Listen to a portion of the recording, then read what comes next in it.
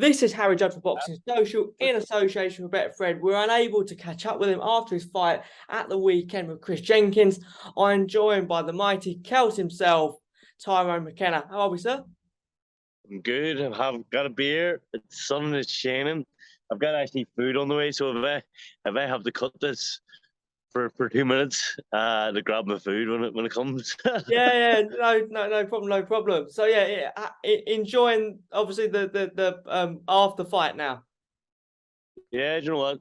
I'm loving it. As I said, Ireland has had a poor summer, and then magically, as soon as I fight, the week after I fight is a heat wave. So God's looking down on me. He's loving me. And I'm buzzing for it. I love when you just have a fight. You have a guilt-free week of eating trash and drinking and enjoying yourself, and you don't feel bad about it. You mentioned Belfast. Good to have big-time boxing back in that gorgeous city. Yeah, I mean, I think I was the biggest crowd that I've boxed in front of. It was 10,000 fans. The atmosphere was unbelievable. I said it was coming out for a war from the fans, and it's exactly what it done. It was a non-stop toe-to-toe war. Chris Jenkins is a legend. I love Chris. Chris is more or less the Welsh version of me, in personality and the way he fights, and lovely guy. And we'll put on the name. We had a toe-to-toe war, a slugfest, like we said, and I loved it, and the crowd loved it. And yeah, it's exactly what I want. I mean, as you can see in the fight, there was rounds where it was boxing, and it was probably winning me the rounds in the boxing. But that's when I heard like mummers in the crowd, people talking to each other and stuff. I was like, they're not even entertained here. I need to start fucking going for it here again. So I would stick the gloves up and just go for the tear up again. But I think it was the boxing that won me the fight. The first 5 rounds, especially, it was all action. It was mental. I looked up. I looked up around 4. The ring card guard bringing around round 4, and I was like, only 3 rounds have passed. I was fucking mental. You can't keep this pace up for 10 rounds. You can't. And so every first minute of every round, I think after that, I just tried to box for a minute and then get into this. I was always going to get dragged into this slugfest. So I think the last 2 minutes of most rounds was just me and him going at it. Mm. Have you got? I know you've got respect for him, but have you got even more respect now that you've shared the ring with Chris? I've always liked Chris. Chris has always been entertaining. He's always someone that I would tune in to watch. So I've always respected him. But I actually didn't think. I thought, you know what? He's 33 now. He said himself that he's kind of winding down his career. So I was thinking, you know what? Maybe I've got him on a serious slide where it'll be quite easy, or he won't want it as much. But far from the truth, that man was fit. He was ready. And he was game as a badger. And fair fuck him, was a great fight. A new weight though, back at 147. How did you feel at that weight? Yeah, I think I'm in like a weird position where I don't think I can make 140 again. But 147, it's not a big jump or anything, but like I need to build more muscle, build in it more. It was my first fight. It was a good fight to have for the first fight of welterweight. I mean, Chris isn't a massive puncher, so it was a good fight to test myself.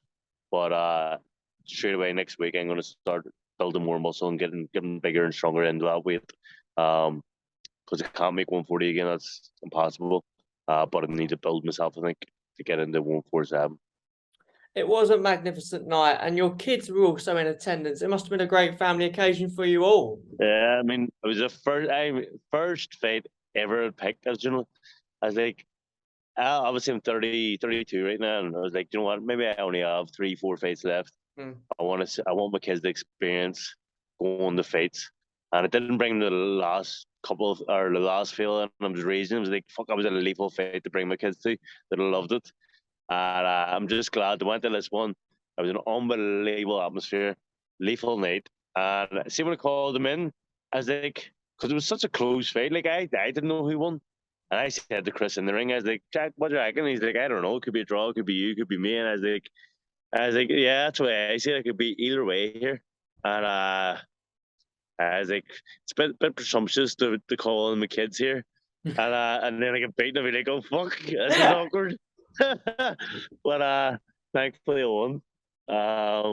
And they loved it. They loved being in the ring. They loved it. I mean, it's great memories for them, and it was a special night for them as well. A lot of There's one of people. them, just one of them sitting in the window there. What's happening? It was a close fight. It was a tough fight. A lot of people on Twitter did think it went the other way. You know, what are your thoughts on that?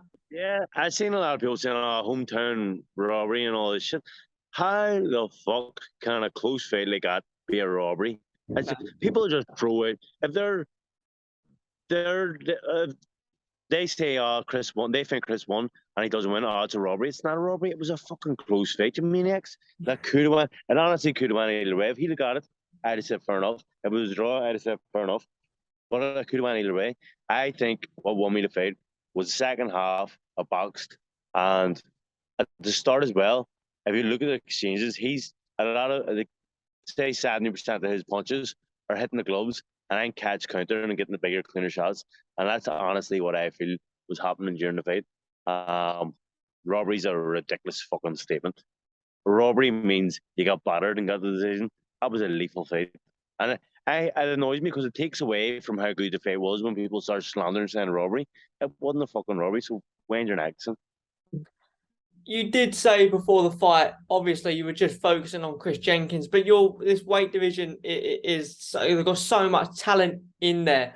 What are you looking at for your next fight? You know what? I mean, there's loads and loads. The way it's stacked. There's big fights across the pond in America. I would love to fight any of the big names over there. At home, obviously, Conor Ben's jumped up a few weights. He's fighting a big fight himself. Florian Mark, he's fighting at the end of this month. I would love to fight him, to be honest. I jump up weight and he flies off to Albania. He's running scared. But yeah, anyone like that, any big name. I want exciting fights. I mean, me and Florian Mark would be a lethal fight for the fans. What would your prediction be on that one? How would you how would you go into that fight with Florian? Would it be again toe to toe and meet in the centre of the ring, or would you adopt? I've told everyone since the O'Hara Davies fight that I don't do boxing anymore. I fight. I'm a fight man. I'm a man that goes to the war. I entertain the fans, and that's all I'm going to do. Because even if you can beat entertain the fans, at least the crowd will still love you. But if you go out and bore the fans and get beat, they're going to hate you. So you might as well entertain every single time you're out there. We're back. What did you get to eat, by the way? What is on the menu for lunch for Tyrone McKenna? What is on the menu? A buffalo chicken wrap. Living the right dream. now, and a load of chips. But and then going out for dinner tonight. Top man. Yeah, I was just about to ask, what do you make of the Conor Benn-Eubank situation? What do you make of that fight?